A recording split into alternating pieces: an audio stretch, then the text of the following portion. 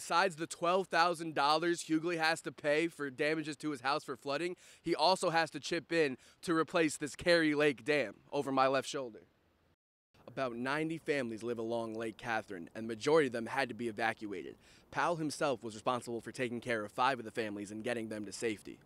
Statistics say 3 out of every 5 soldiers who have been in combat will face some symptom of PTSD, and a 2012 stat said 22 veterans take their life each day.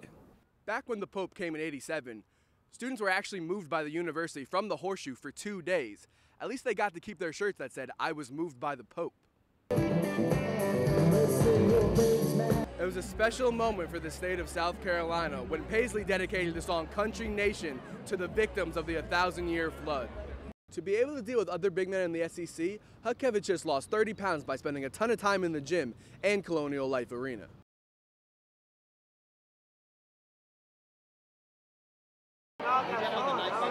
Surrounded by members of the Student Veterans Association at USC, Danny Goodrow is in her element. The SVA is dear to her heart because of her military experience. She served 7 years in the Air Force, including tours in Iraq and Afghanistan, where she helped airlift soldiers injured in combat to safety before coming to USC.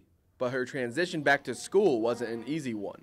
I think the biggest issue that veterans have as a whole is feeling like they belong here, or feeling like they fit in. You know, going from fighting wars in the Middle East, you know, seeing your brothers and sisters dying right in front of you, to coming to a university with 18, 19, 20, 21-year-olds who are just kind of getting started and just starting to learn about the world. Goodrow, along with many other veterans, have gone to the Student Success Center to help deal with any issues they are having. According to the center, the top 3 biggest issues for veterans are not feeling like they belong, finances, and time management. Erin Nall deals with veterans on a regular basis and says having more free time is difficult for them. Sometimes just making that switch from like military life to campus life. You know, military is very scheduled, prescribed. Then you go to campus where, you know, your schedule might be very ambiguous, and then just getting, you know, finding other students on campus that can relate to them. Other things that irk veterans include the way students treat adults sometimes. Former U.S. Army member Ron Doran, who is now at USC, says he tries to help veterans who get upset when they see younger students disrespect authority. I had a friend of mine come up and say, you know, how do you do it? You know, this guy came in to the classroom, poked his head in, started being obnoxious. I'm like, dude, you just gotta learn to laugh. You're not being shot at. Isn't it a little bit easier here?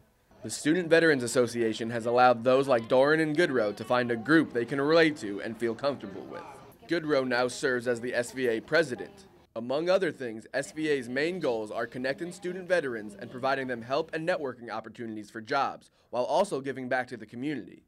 You know, from Greek life to student organizations, we want to let our campus know that, hey, we're here, we want to be a part of what you're a part of, and we want you to be a part of what we're a part of. Goodrow's hoping to give other student veterans what the SVA gave to her, a family-like atmosphere to make South Carolina feel like home.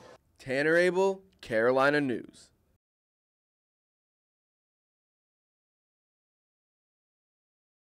Our lakefront home is now really lakefront. Many people, when facing a flood like this, think, how can I get myself and my family to safety? Not Elliot Powell.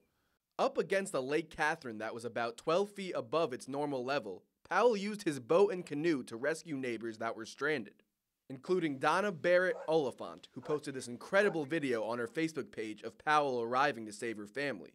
Powell was one of several boaters around Lake Catherine to help rescue neighbors and friends. But if you're asking him to take any credit for saving lives, it's not going to happen. I'm certainly not suggesting that we're heroes. Would never want someone to put that label on me because it's not justified. But there's an awful lot of people who did not put their own safety before the well-being of their neighbors here. It's just heartwarming to see. About 90 families live along Lake Catherine, and the majority of them had to be evacuated. Powell himself was responsible for taking care of 5 of the families and getting them to safety. Since he lives on a hill, only the basement and outside of Powell's house was damaged. If you look at some of his neighbors' houses, it's a completely different story. In the middle of the neighborhood, residents have set up an area for people to get free food and water. Many local businesses have donated things like pizza and water to help the cause.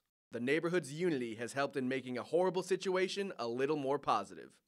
It's just been heartwarming to see South Carolinians really doing everything they possibly can to help their neighbors. We live in an amazing state. Our people are like no one else in the world. In my opinion, we just God-fearing, good people that just want to help any way they can. Tanner Abel, Carolina News. Elliot, God, thank God for you.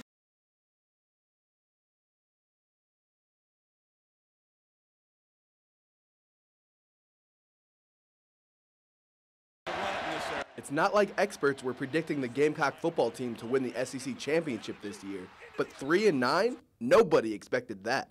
With their best offensive talent, Pharaoh Cooper, leaving early for the NFL and uncertainty with who will be the next head coach, Gamecock fans and players are wondering, now what? Yeah, that's all we can do is just wait and see, and we got finals coming up in a week, and go about our everyday life, and I know Coach Tanner is going to make the right hire, whoever that may be.